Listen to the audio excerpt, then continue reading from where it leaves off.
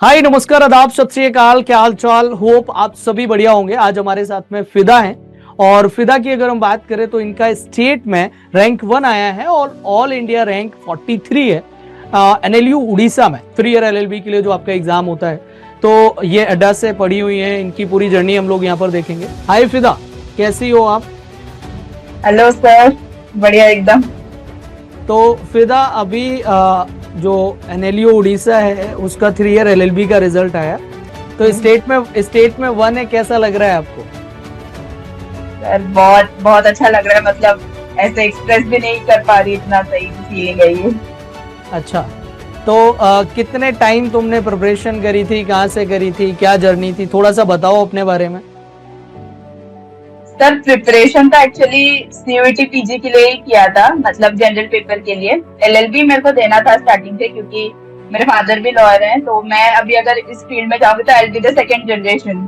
तो ये मुझे था कि यही करना है। तो स्टार्टिंग मैं जब प्रिपरेशन स्टार्ट किया तो ऑब्वियसली एक होता है, हर कोई जाके यूट्यूब पे रिसर्च करता है, और यूट्यूब पे तो सर चैनल मिल ही जाता है। तो अड्डा का चैनल मेरे को सबसे पहले मिला था, तो मैंने इनिशियली नहीं लिया था बैच। लास्ट में जब वो 3 मंथ्स वाला बैच आया था, रफ्तार बैच आया था, तब मैंने सोचा कि अब एक बैच ले लेना चाहिए, सो दैट कंटेंट मतलब एक ऑर्गेनाइज वे में सब कुछ मिले। वैसे तो यूट्यूब पे भी ऑब्वियसली सब कुछ अवेलेबल है, बट एक होता है ना सिंक्रोनाइज मैनर में क्लासेस चलती हैं, तो उससे फिर आपका मन बना रहता है, सारे प्रिपरेशन सही चलने लगता है। तो मैंने रफ्तार बैच जब लिया था, वो स्टार्ट हुआ था फर्स्ट डे, मुझे याद है 1 फरवरी से क्लासेस स्टार्ट हुई थी। उसके बाद फिर मतलब हम लोग का एग्जाम था सीयूईटी का, वो तीन महीने का पूरा बैच था, वो चला था।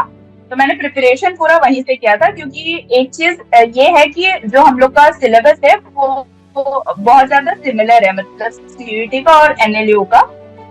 इसमें जैसे एनएलयू का एग्जाम की अगर मैं बात करूँ, तो उसमें इंग्लिश आता है, रीजनिंग आता है और जनरल अवेयरनेस वगैरह आता है। वो सब कुछ सीयूईटी में ही कवर हो जाता है, क्योंकि to be very frank CUET का लेवल एक लेवल ऊपर है, एनएलयू का थोड़ा सा मतलब है।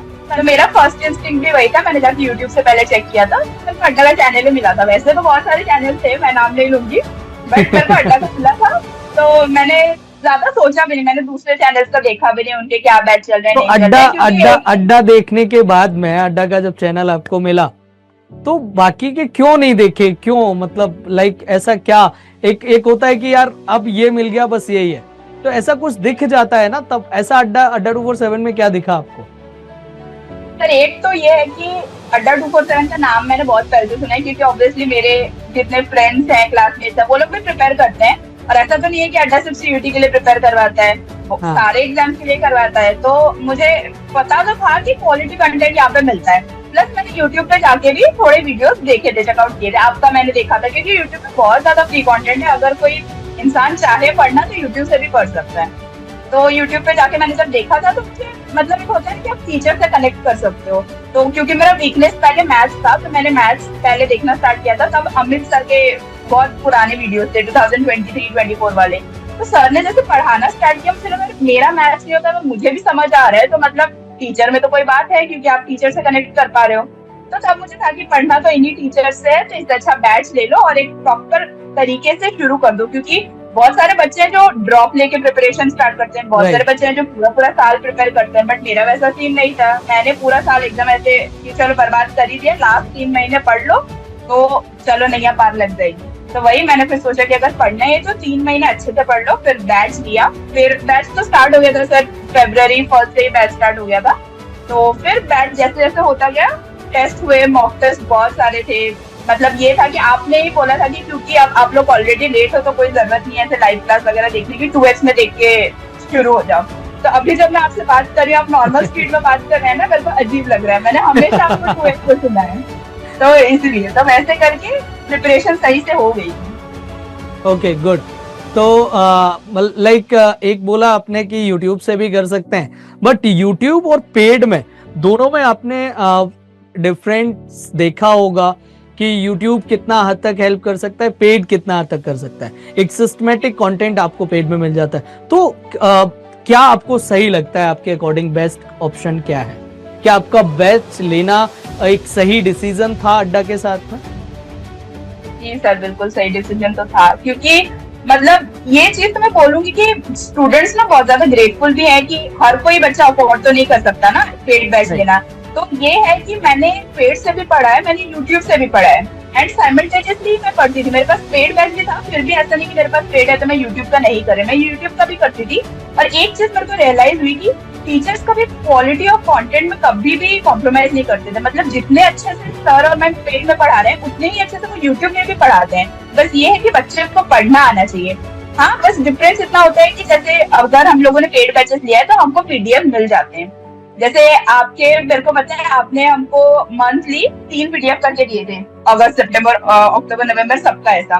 तो मैंने वो सब कुछ सेव करके रखा था क्योंकि मेरे को पता था कि अभी सीयूटी खत्म हो जाएगा लेकिन मेरे को एनएलयू में जरूरत पड़ेगी। मतलब तो मैं यहाँ मैंने पे क्वालिटी कंटेंट पूरा एक से उसको सिंक्रोनाइज करके, छोटा करके, कंसाइज करके पूरा उतना ही देते हैं पेड बैचेस में, तो इसीलिए केवल 3 PDF दिए थे। और सर वो तो बहुत ही ज्यादा हेल्पफुल रहे, मतलब जेन्युइनली बहुत ज्यादा हेल्पफुल रहे, क्योंकि करंट अफेयर्स एक होता है ना कि इतना वास्ट है, कहीं से भी कुछ भी आ जा सकता है। बट एक बार आपका मतलब अगर मैंने कर लिया है जनवरी को, सपोज मैंने 3 लेक्चर्स देख लिए हैं आपका जो आपने दिया है, क्योंकि मल्टीपल चॉइस आप करवा देते हो ना उसमें, तो एक बार अगर बंदा सॉल्व कर ले तो हो जाए। क्वेश्चन वाइज की प्रिपरेशन हो गया, थ्योरी तो हमने पढ़ ही लिया है, तो वैसे मतलब दिमाग में रह जाता है। नेक्स्ट टाइम जब आप क्वेश्चन पढ़ोगे तो आपको ऑप्शन देखते ही समझ आ जाएगा कि ये आंसर है। तो जनरल अवेयरनेस में वो तो जो भी आपने करवाया था वो मतलब बेस्ट था। मतलब ऐसे अगर कोई बना के दे दे, क्योंकि मेहनत तो आप ही कर रहे हो ना, हमको तो सिर्फ पढ़ना है, आप एक बार बना के दे दो, हम पढ़ लेंगे, हमारा काम भी हो गया, आपका भी हो गया, मतलब बढ़िया है सर, वो मतलब बढ़िया रहेगा। Good good. तो अभी अगर मैं बात करूं कि आपने यहाँ पे बैच का बताया, प्रिपरेशन कैसे करे, तो अभी एनएलयू उड़ीसा की बात करें और आप उड़ीसा से ही हैं, तो उड़ीसा में स्टेट में पूरे एनएलयू उड़ीसा के अंदर रैंक 1 लाना एक अपने आप में चैलेंज तो होता ही है, और ऑल इंडिया रैंक 43 लाना वो भी एक अपने आप में चैलेंज है। वो एनएलयू का नाम ही काफ़ी होता है जब जाना होता है, और फिर उसके लिए वहाँ से पढ़ना, उसके लिए मेहनत करना, लोगों के लिए एक लगता है कि यार क्या करना है, रैंक आ जाए तो ठीक है, नहीं तो नॉर्मल मार्क्स भी आ जाएंगे तो भी अपन एडमिशन तो ले ही लेंगे, एडमिशन तो मिल जाएगा। बट रैंक आने की खुशी, स्टेट के अंदर नंबर 1 पे आना, थोड़ा सा कैसा लग रहा है वो थोड़ा सा मैं वो सुनना चाहता हूँ आपसे। और अभी अभी आपके पास में कोई है, आपने बताया कि फादर साहब जो हैं वो एडवोकेट हैं, तो उनसे भी आपको क्या इंस्पिरेशन मिली, और फिर लॉ ही क्यों एज अ करियर लॉ क्यों चूज किया, वो भी थोड़ा सा मुझे आपके बारे में जानना है। बाकी की बहुत सारी बातें हैं जो यहाँ पे आके हम लोग जब पॉडकास्ट में बैठेंगे आमने सामने तब करेंगे, तो अभी थोड़ा बहुत मेरे को बताओ अपने बारे में।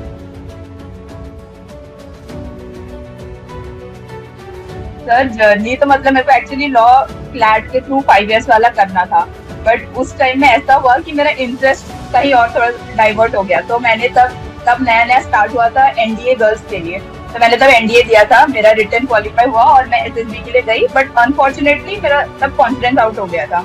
तो तो सर मेरा मतलब जर्नी तो स्टार्ट मतलब ऐसे कि मेरे को फ्लैट देना था, 5 इयर्स वाला ही मेरे को देना था लॉ के लिए, बट तब ऐसा थोड़ा सा माइंड डाइवर्ट हो गया, मेरा इंटरेस्ट थोड़ा चला गया एनडीए की तरफ, क्योंकि तब नया नया स्टार्ट हुआ था कि अब लड़कियां जा सकती हैं एनडीए में।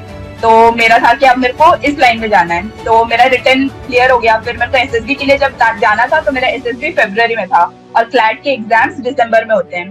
तो तब मैं इंटरव्यू पे ऑब्वियसली मेरे ज्यादा मैंने उसको प्रायोरिटाइज किया, तो मैं क्लैट नहीं दे पाई थी। तो फिर वो जब मैं एसएसबी के लिए गई, अनफॉर्चुनेटली वो नहीं हुआ, कॉन्फ्रेंस आउट हो गई थी। तो उसके बाद फिर ऐसा था कि मुझे एक ईयर ड्रॉप नहीं करना था, क्योंकि वो एक गैप ईयर आ जाता है, तो मेरे को वो नहीं चाहिए था बाद में कि मेरे को फिर रिग्रेट हो कि मैंने 1 साल बर्बाद कर दिया, क्योंकि करना क्या है। तो मेरे 12th के मार्क्स वगैरह सही थे, तो मैंने एडमिशन ले लिया, मैंने ग्रेजुएशन में एडमिशन ले लिया। तो 3 इयर्स जब ग्रेजुएशन हो गया, फिर मैंने बहुत सोचा कि अब मतलब एनडीए के बाद मेरे को सीडीएस देना चाहिए या नहीं, अब लॉ फिर से परस्यू करना चाहिए। तो फिर एक था कि पापा भी मतलब उसी फील्ड में है, तो मुझे लगा कि मेरे को गाइडेंस किस चीज में ज्यादा मिल सकती है, क्योंकि हम सिविलियन बैकग्राउंड से है, तो आर्मी वाले उसमें तो मेरे को ऐसा कुछ गाइडेंस वगैरह मिलेगा नहीं। तो जहाँ पे मिल रहा है मैंने सोचा उस फील्ड को चूज करूँ, इसलिए फिर मैंने सोचा था कि 3 इयर्स वाला देना है। उसके बाद फिर रिसर्च स्टार्ट हुई, क्योंकि एनएलयू का भी अभी जो 3 इयर्स है वो लास्ट 2 साल से ही स्टार्ट हुआ है, 2-3 साल में उसको, तो वो भी पहले से नहीं था। तो फिर मैंने देखा, तो फिर मेरे को पता चला कि सीयूईटी का एग्जाम एक होता है, फिर एनएलयू का एग्जाम होता है, तो तभी से मैंने सोच लिया था कि ये सब में अप्लाई करते हैं देखते हैं कहाँ क्या होता है। तो पापा ने कहाँ से किया था और पापा ने क्या बोला कि बेटा तुझे यहाँ से करना चाहिए? एक्चुअली पापा को पता नहीं था कि मैंने एग्जाम दिए हैं, क्योंकि ओके मुझे ऐसा था कि क्योंकि पापा मेरे को ना पहले बहुत बोलते थे कि ये वाला फील्ड चूज करो, बट हमेशा से मैं इतनी जिद्दी कि मैंने बोला मेरे को नहीं करना ये।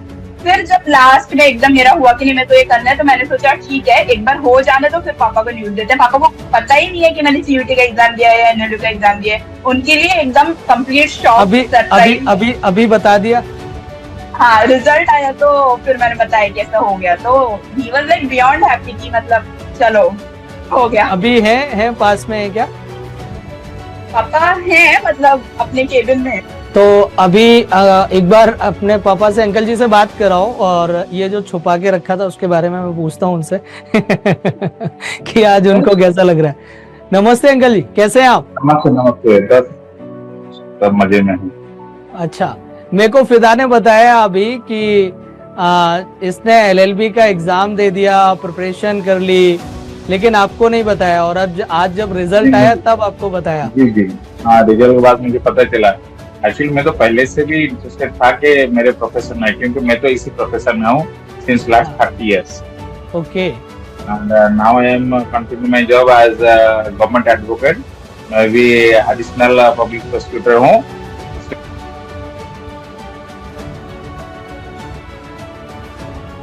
तो मुझे तो बहुत खुशी है, लेकिन अभी तक तो मुझे वो नहीं बताई थी, लेकिन आज जब रिजल्ट के बाद मुझे पता चला, एक्चुअली बहुत खुश हूँ कि चलो मेरे प्रोफेशन में मेरी बेटी आ रही है। हाँ, और सबसे बड़ी बात कि एनएलयू उड़ीसा में स्टेट में रैंक 1 है, एक बड़ा अचीवमेंट होता है अपने आप में। स्टार्टिंग फर्स्ट स्टेप ही इतना अच्छा है और फिर 43 ऑल इंडिया रैंक है। वहाँ भी कंपटीशन अच्छा खासा होता है और आपका स्टेट में मिल जाना वो एक, तो कैसा लग रहा है अभी आपको? बहुत तो अच्छा लग रहा है और बहुत भी मैं खुश हूँ कि चलो जो भी मेहनत की थी उसका मेहनत कुछ रंग लाया। और इसी तरह अगर वो मेहनत करेगी, मुझे तो उम्मीद है, being a father I am proud of her. और मुझे भी खुशी है कि चलो ऐसा करे। और मैं जितना नहीं जा सका, जहाँ तक नहीं जा सका, मेरे से और कुछ आगे जाए, कुछ अच्छा अचीव करे। बिल्कुल जाएगी। इसकी मेहनत जो है वो बता रही है कि ये पहुंचेगी वहां तक। और आज मेरे को भी अच्छा लग रहा है। मैं आप लोग का भी जो सहयोग है, हाँ, वो सहयोग भी कुछ काम किया है कि नहीं, चलो आप लोग सहयोग किए और उसी सहयोग की वजह से कुछ आगे भी अपना की है। अपना मेहनत है और आप लोग का सहयोग, ऊपर वाला का आशीर्वाद, ये सबको लेके ये है। हाँ डेफिनेटली। एक्चुअली मैं क्लास में था और फिदा का मैसेज आया तो कि sir thank you so much और वो करके, तो मैंने देखा कि इस टाइम पे किसका, तो इसने मेरे को बताया कि सर ऐसे ऐसे। जब मैंने इसका मार्क्स देखे और वो सब चीज़ें देखी तो मेरे को बहुत अच्छा लगा कि स्टेट में रैंक 1 और फिर ऑल इंडिया रैंक 43, वो एक अपने आप में। और अड्डा की पूरी टीम ने जो मेहनत करी, स्ट्रगल करी, तो वो जब स्टूडेंट के मार्क्स अच्छे आते हैं, जब अचीव करता है तो बहुत अच्छा लगता है। और आपको भी बहुत, जैसे आपने बताया कि आपको अच्छा लग रहा है, वैसे ही हमें भी बहुत ज़्यादा एक्साइटमेंट है, बहुत अच्छा लग रहा है ना। अभी बॉन्ड की यहाँ पे हम चाहते हैं कि आपके साथ में बहुत जल्दी यहाँ पे मुलाकात होगी। फिदा को अपने ऑफिस बुला के एक पूरा साथ में पॉडकास्ट करेंगे और ये बहुत आगे तक डेफिनेटली जाएगी। जो भी आप बस आप लोग का सहयोग ऐसा हमेशा साथ में बना रहे। हाँ बिल्कुल। आप अपना आशीर्वाद बनाए रखो इसके साथ और मेरे साथ में भी, कि ऐसे और भी बहुत सारे स्टूडेंट्स को हम लोग गाइड करते रहें और अच्छा करते रहें इस फील्ड में, है ना। और अड्डा का ऐसे मेहनत हर स्टूडेंट के पीछे बना रहे। और उम्मीद है आगे चल के जितने भी स्टूडेंट अड्डा से पास आउट होंगे, अच्छा रैंक में, अच्छा पोजीशन में आगे चल के नाम करेंगे। बिल्कुल। तो thank you so much uncle ji, अच्छा लगा आपसे बात करके। Thank you. हाँ फिदा, फिर मुझे अपना एक बार मुझे ये बताओ कि अगर मैं सब्जेक्ट की प्रिपरेशन की तरफ आऊँ तो वो एक बड़ा हो जाता है, तो अगर कोई बच्चा बिल्कुल जीरो से स्टार्ट करना चाहता है तो उसको क्या बोलोगे कि क्या उसको जनवरी फरवरी में करना चाहिए स्टार्ट, या 7-8 महीने पहले स्टार्ट कर देना चाहिए प्रॉपर टाइम के साथ में, ताकि बहुत ज्यादा बर्डन ना रहे उसको?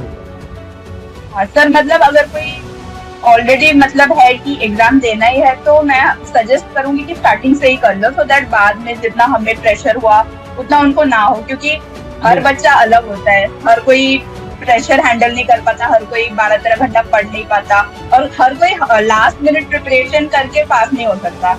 मेरा ऐसा है कि मैं कभी भी शुरू से नहीं पढ़ सकती, मेरे को हमेशा लास्ट मिनट ही वो फील होता है कि अब मेरे को पढ़ना है। बट हर कोई वैसा नहीं होता, थोड़े बच्चे होते हैं ना कि एकदम सिंसियरली स्टार्टिंग से पढ़ता है और फिर उनको रिजल्ट भी मिलता है। तो अगर आपके पास टाइम है, आपका गोल एक सेट है कि आपको यही करना है, तो बैच तो ऑब्वियसली अभी 2026 के भी बैचेस चल रहे हैं, मैंने देखा था।